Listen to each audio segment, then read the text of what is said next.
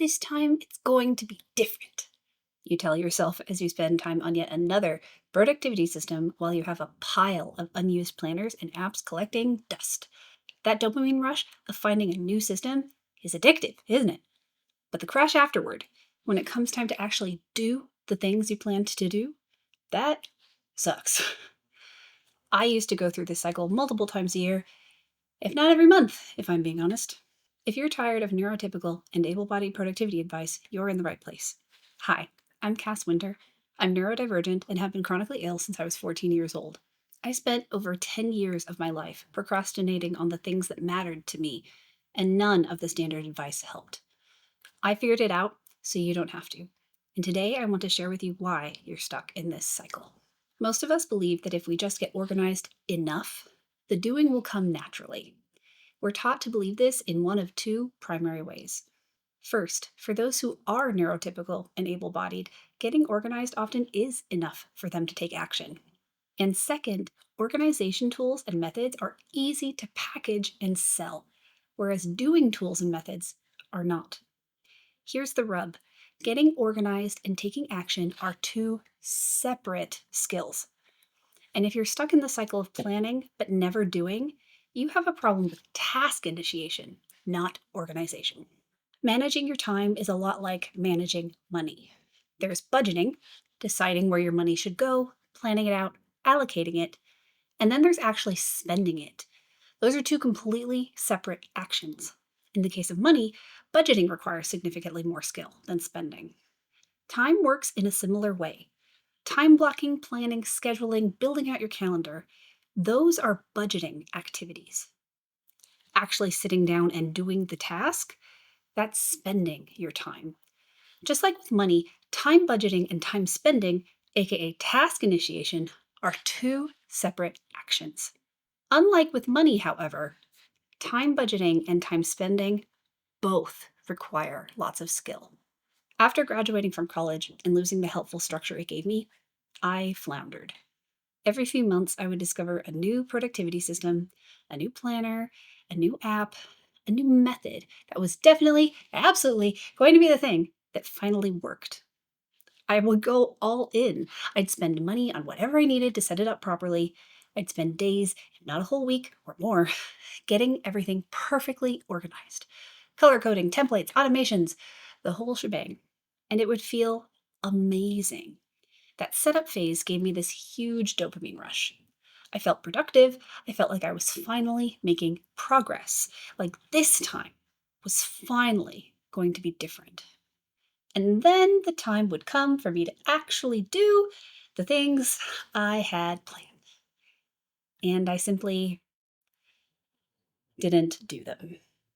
I wanted to do them, I just didn't. I felt frozen, trapped in my existing habits and routines. That's when my shame would rise up and crush me because I had just spent a week setting this up, I had spent money on it, and I still couldn't make myself do any of it. I went through this cycle multiple times a year for years. And the reason it kept happening wasn't because I was lazy or because I hadn't found the right system yet. It was because I had a task initiation problem and I kept trying to solve it with time management tools. I was budgeting obsessively, but never working on my ability to actually spend time. If you're still here, you're probably in the same boat I was. If you're neurodivergent or chronically ill, there are three main obstacles that make task initiation, aka spending time, even harder. First up is executive dysfunction, which comes with not so helpful symptoms such as time blindness and the inability to initiate tasks. It can feel like there's endless friction, like there's a wall of awful standing between you and everything you want to do. Not only can your body feel frozen, but your mind can feel like it's stuck in buffering mode. Second are pain and energy fluctuations. A time budget is all well and good when you're feeling fine, but if you scheduled your workout for Tuesday night and when the time rolls around you can barely stand because you're in so much pain or you're too exhausted, you're likely going to stay on the couch. And lastly, there's perfectionism. Just like with executive dysfunction, perfectionism freezes us in place. We may know exactly what to do and how to do it. We may have the tools ready at hand, but the doing won't come because we're paralyzed by the idea that what we do might not be good enough.